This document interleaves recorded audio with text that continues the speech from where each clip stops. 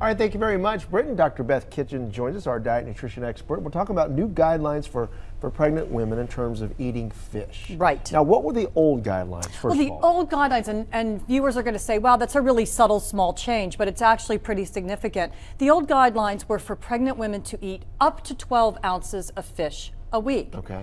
The new guidelines are eat 8 to 12 ounces. So before it was sort of like, you don't have to eat any, eat up to 12 ounces. Now it's sort of saying you need to eat some and it needs to be in this range. So it's sort of being more directive and saying you need to eat some fish. Now, why is it good for pregnant women? It was good for all of us to eat fish, but why particularly for pregnant women? And the American Heart Association recommends that we all get 2 fish meals a week, essentially. But for pregnant women, it is particularly important because the omega-3 fats in the fish may be particularly important for brain development in the fetus. Oh, okay. And so we find that babies born from women who have had fish do better with brain development, cognition, all of those kinds of things that we measure. So on average, we're looking at eating fish, what, 2 to 3 times a week? That's right. Okay. Now, this recommendation has gotten a lot of criticism for being not specific enough because, first of all, it's the omega-3s in the fish that you're looking for. And not all fish have a lot of omega-3s in them. Oh, okay. On the flip side of that, we have fish that has contamination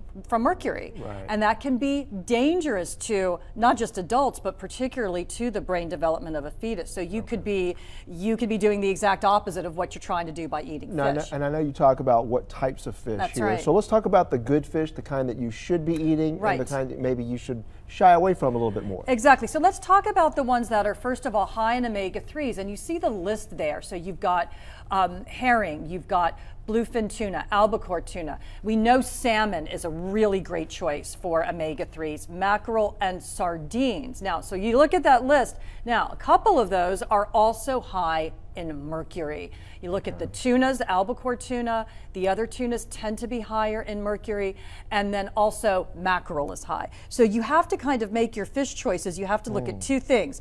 You want to find one that's high in omega-3s, but not too high in mercury. You can still eat the fish that's on that high mercury list. You just have to limit it.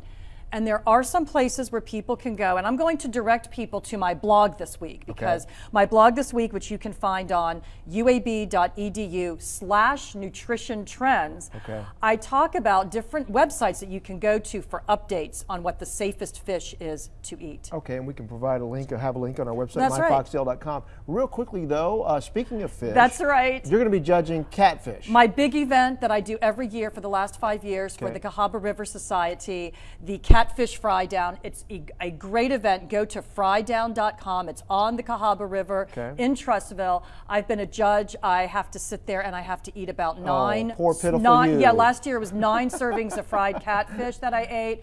I've been a judge since the beginning. It's a great event. Come out and support that. It's a lot of fun. $20, and that's this Sunday? And you get to eat a lot of catfish. Okay, sounds good. Thank you, Dr. Beth. Thanks a lot. All right.